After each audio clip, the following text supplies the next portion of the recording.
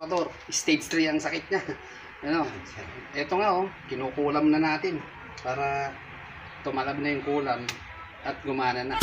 Mga ka-biker, magandang tanghali sa inyo, puri ng Panginoon. So nandito tayo, home service sa baryo, no?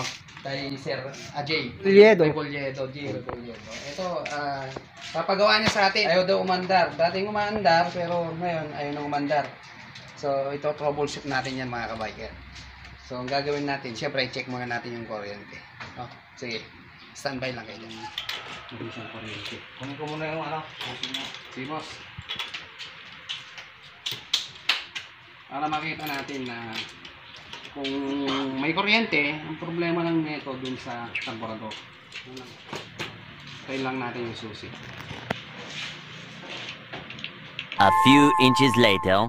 Mga ka-biker, lumipat tayo, no? Kasi mainit doon. So nandito na tayo ngayon, dala na yung susi. So i-check natin kung mapapakon natin. I-check natin. Oh no! Nawala yung susi. Nawala yung susi, boss, no? Nawala, no? Hindi pwede itong tatlo. So ang gagawin na lang natin, rekta na lang natin dito sa susian. Kasi pag mga ganitong motor, mga ka-biker, battery operated to, dalawang wire lang to sa susian. So dito tayo, kukonekta na lang natin. Dito tayo mga ka-biker. So hanapin natin itong susian yan. Kita nyo? So, may relay pa siya, no? Pugutin na natin to. Here, pugutin. Iyo. So ito yung pagkokonektahin natin. Ha? So lagay ko muna.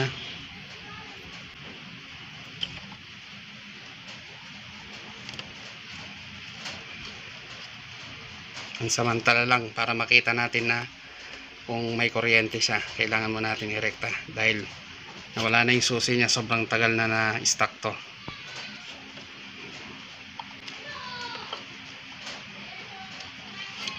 Yan. So ito na yun.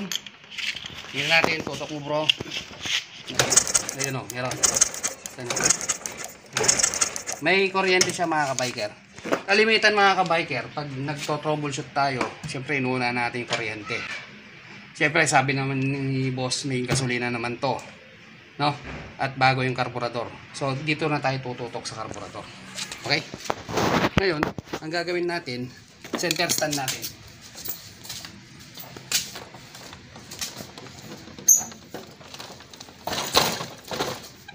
No? Ayan. So kailangan muna nating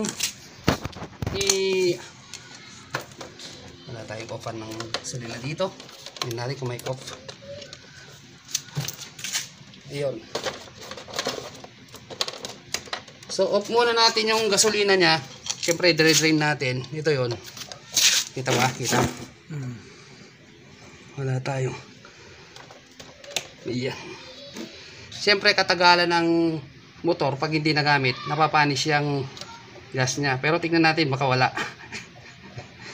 Walang tumulo. Walang tumulong gas. So ibig sabihin walang supply ng gas. Yun, walang karga to. Check natin yung hose sa kabila kung may karga yung tangke. Okay tayo boss. Pero bago ko ano yun dito, alugin ko muna yung gasolina. Kasi ka. Sobrang tagal, wala lang laman. Wala lang laman. Akala ni boss meron pa. So para sure, patuluan natin dito. Ano? Yan, kita mo. Ay, yung boss na ay baka.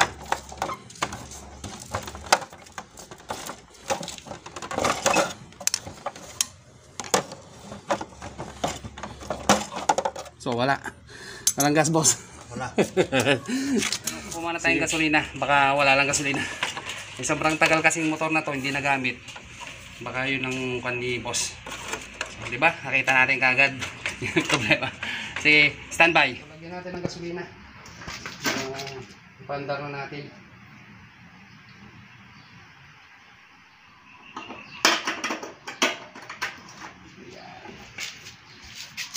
Siyempre, paandarin na natin. At hindi basta-basta mapapaandar to. kalalagay lang ng gas. Ang technique ko rito mga kabiker, ino-open carb ko to. No, open carb siya.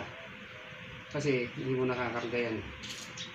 Pero pag gumandar na siya, wala nang problema. Pero pag ayaw pa rin ang gawin nyo, i-open carb nyo, siyempre tatakpan nyo ng palad nyo yung carburetor niya. Tapos pagkakabit yan, mati-throttle, may problema. Kaya mahigpit ang throttle niya.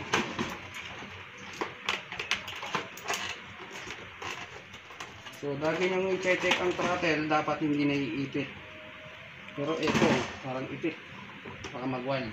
Buksan natin carburetor. Itong van. One eternity later. So yun mga kabiker, kinalas natin tong carburetor. Stage 3 ang sakit niya. Ano, ito nga kinukulam na natin para tumalab na yung kulam at gumana na. So binaklas ko na. Ayan, ang dumi Yun yung kulay. Kulay avocado na ayan.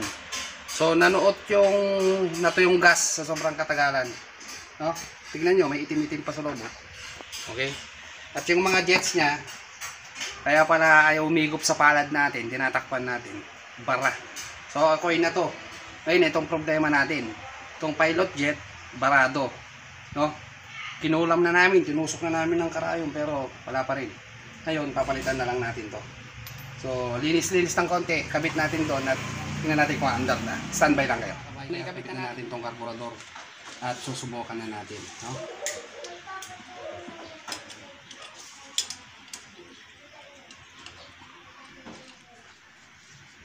So, kabit natin yung gasolina. Karnan. Okay. Isisit. Isisit, pansit.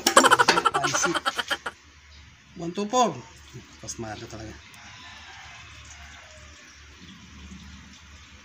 Pag nag-overflow to, float valve ng problema na to.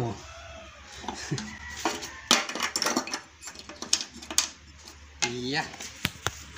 So ayan, nakasindi na yan Konting piga. Pak. Ayan na.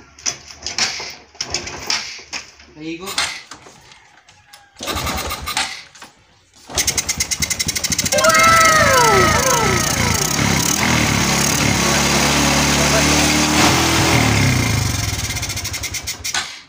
Okay na. Kable na lang. Tapos na. So, mga kabiker, okay na siya. Mandar na siya. Kable na lang. No? Nagwa-wild. Kasi ayaw bumalik.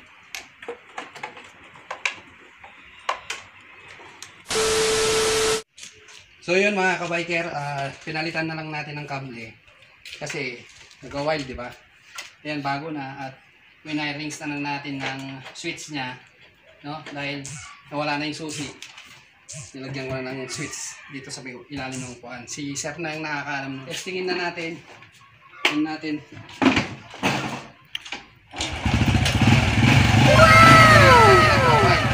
Ayun, okay na. Ayun, hindi siya nagpo-wild.